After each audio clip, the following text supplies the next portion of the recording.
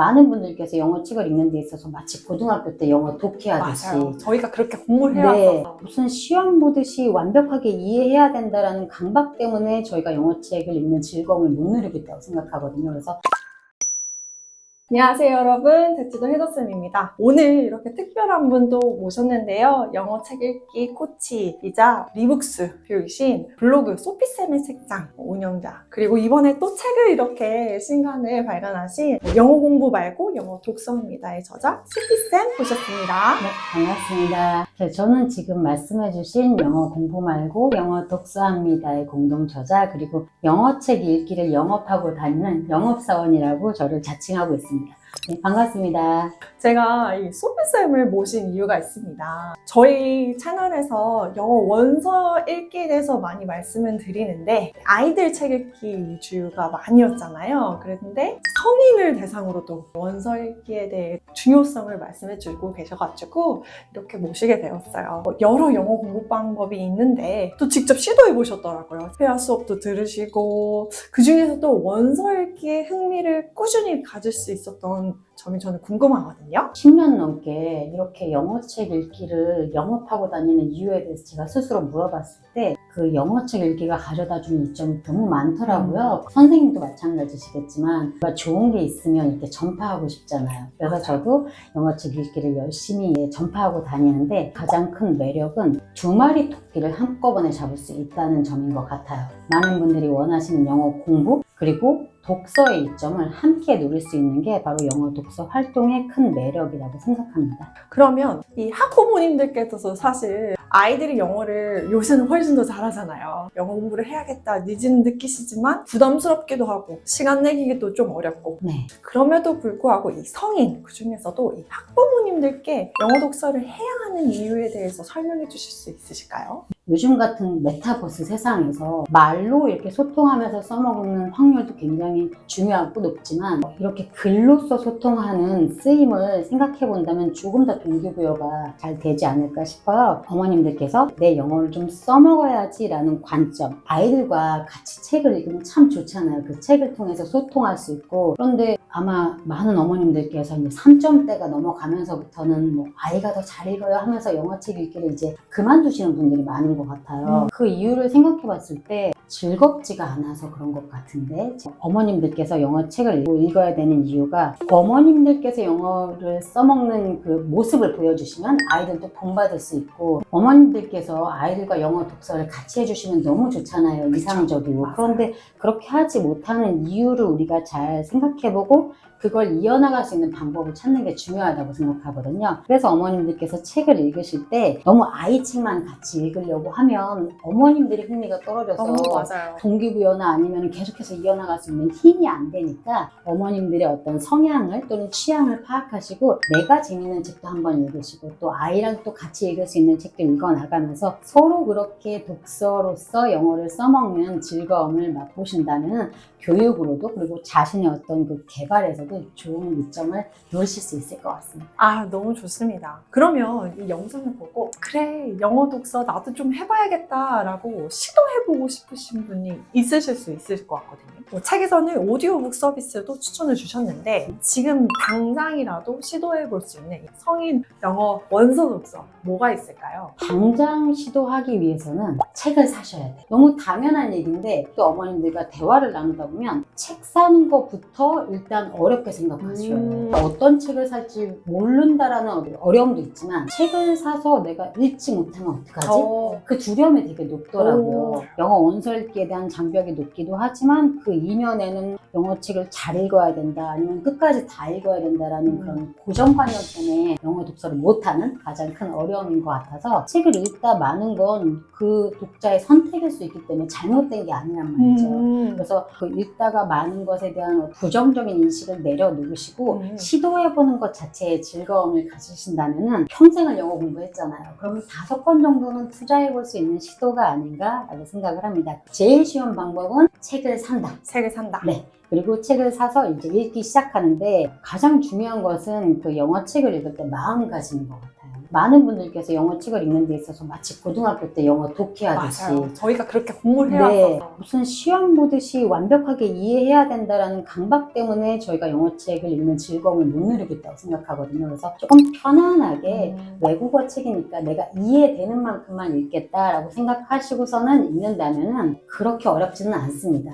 물론 그래도 도움을 받을 수 있는 방법들이 있죠. 예를 들면 첫 번째 번역서. 번역서. 네, 번역서가 답지다라고 생각해서 번역서 보는 걸 기피하시는 분들이 있는데 번역자님들께서 내어주시는 하나의 해설의 예일 뿐이잖아요. 그러니까 훌륭하신 선생님들의 어떤 가르침을 참고해서 읽는다라고 생각하면 되고, 그래서 처음으로 영어책을 읽으시는 분들한테는 추천드리고 싶은 방법이 인상적으로 읽었던 번역서를 원서로 다시 한번 읽어보시는 거죠. 훨씬 더 편하게 읽히고 영어 독서를 연습하는 데 있어서 가장 좋은 방법이 될 수 있는 것 같아요. 두 번째 방법은 제가 또 좀 이따 추천을 드리겠지만 좀 쉬운 책, 쉽고 얇은 책으로 도전하시는 게 아무래도 처음 영어 독서를 끝까지 이어나가시는 데 도움이 될 것 같습니다. 제가 책에서도 썼지만 오디오북 활용이 굉장히 여러모로 도움을 많이 받아서 어머님, 아버님들께 추천을 드리고 싶은데 생각보다 오디오북을 활용하시는 분들이 적더라고요. 그런데 요즘은 이제 오디오북 플랫폼이 너무 잘 되어 있어서 합리적인 가격으로 오디오북을 들을 수 있는데, 오디오북을 들었을 때의 장점은 일단 진도가 잘 나가요.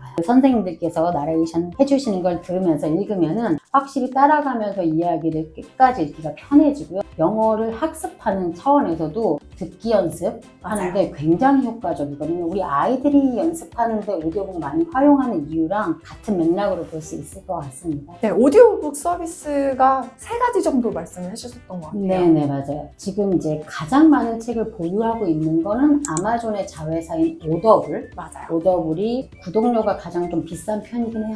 한 크레딧 주고서는 이제 여러 책을 같이 들을 수 있는 게 한 2만 몇천 원으로 알고 있거든요. 그리고 이제 에버랜드라는 웹사이트도 있고요. 그리고 우리나라의 스토리텔, 이 3개 정도의 웹사이트에서 여러분들이 원하시는 책을 충분히 찾을 수 있으니까 한번 이제 시도해 보시길. 저 같은 경우는 이제 처음에는 무료 구독 서비스 한 달을 보통 해주잖아요. 맞아요. 그걸로 시작했는데 이건 너무 나한테 이롭다. 그래서 지금까지 계속 이용을 하고 있거든요. 그래서 오디오북을 활용하다 보니까 한 달에 한 권 겨우 읽던 책을 4권, 5권, 그리고 산책하면서도 책을 읽게 맞아요. 되는 그런 이점들이 오디오북을 통해서 얻어서 막 오디오북 많이 이제 시도해 보시라고 하는 이유가 발음 공부부터 해서 책을 읽는데 어떤 진도의 도움도 마찬가지고, 나중에 조금 더 능숙해지면 그냥 오디오북만 들으면서 책을 읽을 수 있는 수준까지 올라갈 수 있거든요. 여러모로 너무 큰 이점을 가지고 있는 게 오디오북이라는 장치인 것 같아요. 오디오북은 저도 사실은 시도를 해보진 못했는데 이게 저도 한번 해봐야 될 것 같아요. 네네, 너무 좋아요. 그러면 소피쌤께서 지금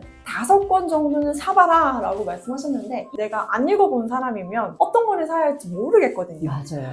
책을 추천해 주실 수 있으실까요? 관련 주제로 강연을 다니다 보면은 가장 많이 듣는 질문 중에 이제 2가지가 바로 how, 어떻게 읽을까요?와 what, 무엇을 읽을까요?를 가장 많이들 물어보세요. 제가 생각해도 처음 책을 고른다는 건 정말 쉽지 않은 것 같아요. 그래서 제가 북클럽에서 많은 분들과 책을 읽어봤을 때 호불호가 거의 없이 가장 반응이 좋았던 책을 몇 권 추천해드리겠습니다. 일단 책을 추천해드리기 위해서 2 부류를 나눴어요. 바로 찐초보와 겸손한 초보. 네, 초보라고 말씀들은 많이 하시는데 제가 이렇게 대화를 나눠보거나 책을 읽어보면 정말 영어를 너무 못한다라고 느껴지는 분들은 거의 없었고, 조금 이제 초보, 겸손한 초보도 많더라고요. 일단 찐 초보 우리 독자님들을 위한 추천하고 싶은 책은요, 세라 플레인 앤 톨 추천드리고 싶습니다. 패트리샤 맥라클라니 쓴 세라 플레인 앤 톨은 일단 얇아요. 전체 페이지가 한 60페이지, 67페이지 정도 돼서 하루에 1-2장씩만 읽어 나가시면 한 달이면 충분히 읽을 수 있는 분량이라는 점이 일단 추천드리는 이유고요. 내용 또한 그렇게 아이들 이야기만 나오는 게 아니라 엄마와 아빠의 이야기까지 이어지기 때문에 어른들이 공감할 수 있는 요소가 많아서 성인 독자님들께서 읽기에 좋은 주제와 수준의 책이라서 첫 책으로 추천을 드리고 싶은데, 대부분 다 재미있게 완독을 하셔서 꼭 한번 읽어보시죠. 특히 우리 MBTI 유형별로 나눴을 때 F F 성향을 가지신 분들 있죠. 그런 분들이 읽으시면 좋을 것 같고, 이번에는 T 성향을 가지신 찐초보 독자님들을 위해서 추천을 드려보자면 Out of the Maze라는 작품이 있거든요. 스펜서 존슨 박사님께서 쓰신 작품인데요. Who Moved My Cheese라는 작품 들어보셨죠? 그 작품의 후속편인데 아무래도 이제 더 최근에 나온 책이다 보니까 좀 트렌디한 북커버와 함께 우리 독자님들이 읽으실 때 좀 더 동기부여가 되는 그런 내용들이 담겨 있어요. 그 책 역시 대략 80페이지 정도의 얇은 책으로서 문장들도 사실은 그렇게 어렵지 않아서 대부분 다들 쉽게 잘 읽으셨던 책이라서 영어책을 처음 읽으시는 분들이라면 그 두 권으로 먼저 시작해 보시라고 말씀드리고 싶습니다. 정말 너무 유용한데요. 네네. 그러면 이번에는 네. 겸손초보 분들이 훨씬 더 많을 것 같은데. 맞아요. 아마 어머님들, 아버님들도 상당수가 겸손한 초보일 것 같은데요. 겸손한 초보 분들께서는 얇은 책으로 이제 시작하는 건 좋지만 수준에 비해서 조금 너무 쉽다라는 느낌 때문에 오히려 흥미도가 떨어질 수 있는 것 같아요. 그런 분들께는 T 성향을 가지신 분들께는 아토믹 헤비츠라는 책을 추천드리고 싶은데요. 많은 분들께서 사랑해 주셨던 자기 개발서인데 습관을 잘 만드는 방법을 정말 실용적으로 잘 알려주고 있는 책이에요. 책의 두께감은 좀 있지만 문장이 그렇게 어렵지 않고 우리가 많이 쓰는 어휘들이 많이 나와서 끝까지 읽어내는 게 비교적 어렵지 않은 책인 것 같습니다.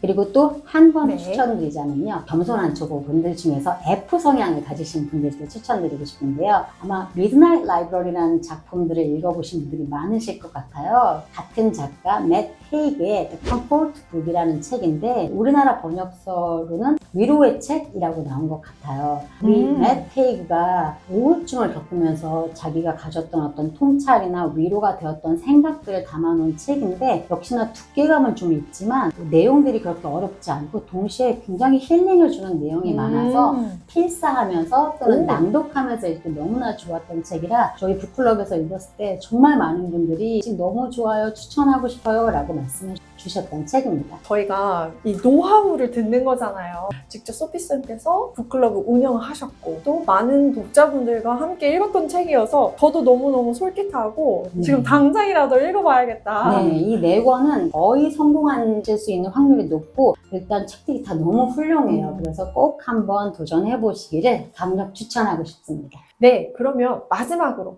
중간중간에 이 북클럽에 대해서 이야기했는데요. 살짝 소개해 주시면 좋을 것 같고 또 어떤 분들이 북클럽을 이렇게 함께 하시면 좋을지도 말씀해 주시면 좋을 것 같습니다. 네. 북클럽에 들어와야 된다라는 건 아마 혼자 읽기가 잘 안 되는 분들이 나도 한번 읽어볼까 하면서 같이 읽기 시도를 해보시는 걸 추천하고 싶고 북클럽에서 읽었을 때 이점은 확실히 동기부여도가 높아지다 보니까 책을 끝까지 읽어나가고 또 꾸준히 읽어나가는데 도움이 많이 되는 것 같아요. 제가 북클럽에서 읽을 때 많이 이제 추천하는 방법은 너무 이제 해석에 부담을 갖지 마시고 그냥 매일 낭독하는 거를 추천드리거든요. 우리 아이들도 낭독을 많이 시키잖아요. 맞아요. 근데 사실 어른들은 하루에 10분 이상 영어책을 낭독하는 경험을 한 달 정도만 꾸준히 해보신 분들이 많지 않더라고요. 북클럽에서 아무 어떤 부담 없이 그냥 한 달 또는 한 3개월 이상만 책을 낭독하는 활동을 해보시면은 그동안 가지고 있던 어떤 영어에 불편했던 부분들이 많이 해소됨을 느끼실 수 있어서 이 다양한 유익한 활동을 같이 하면서 즐기기에는 이런 북클럽이라는 장치가 도움이 많이 될 것 같습니다. 저는 아이들한테도 똑같은 얘기를 하는 것 같아요. 100% 이해할 수 없다. 영어를 모국어로 하지 않고 있기 때문에 80%에만 맞춰도 충분히 잘하고 있다 말씀드리거든요. 어른한테도 똑같이 적용된다고. 맞아요. 거의 똑같이 적용이 되는데 아무래도 어른들은 취향이라는 게 더 있다 보니까 아이들보다는 취향을 반영한 독서의 선택이 필요한데 고민을 하는 시간이 좀 필요한 것 같아요. 그래서 나의 취향을 찾아가는 그 중간 단계를 실패라고 생각하지 마시고 시도라고 생각하시면서 내가 그동안 쌓아왔던 어떤 영어의 한을 푸는 또 다른 어떤 활동으로 생각하시면서 시도해보시면 생각보다 이 영어 독서가 주는 성취감이 꽤 높거든요. 그래서 저희 북클럽에서 같이 있는 많은 분들이 나는 영어 공부를 하려고 했는데 되게 삶의 힐링을 얻었어요 라고 말씀을 많이 해주세요. 우리 헤더쌤의 구독자님들에게도 이 영어 독서의 기쁨을 나누고 싶어서 이렇게 자리하게 되었습니다. 오늘 자리해주신 소피쌤 너무 감사드리고요. 저는 다음 이 시간에 뵙겠습니다. 감사합니다. 감사합니다. 구독, 좋아요, 알림 부탁드립니다. 안녕.